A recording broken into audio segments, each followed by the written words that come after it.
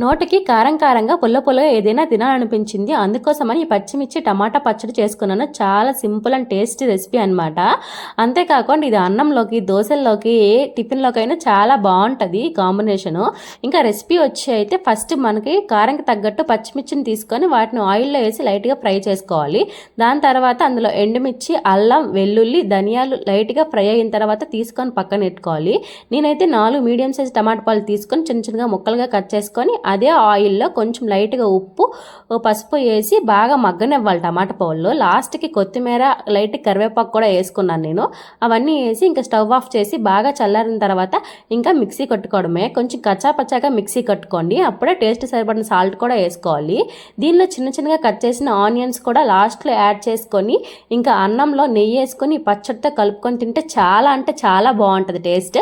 మీరు కూడా ట్రై చేసి రెసిపీ ఎలా వచ్చిందో కామెంట్ చేయండి. Okay, bye.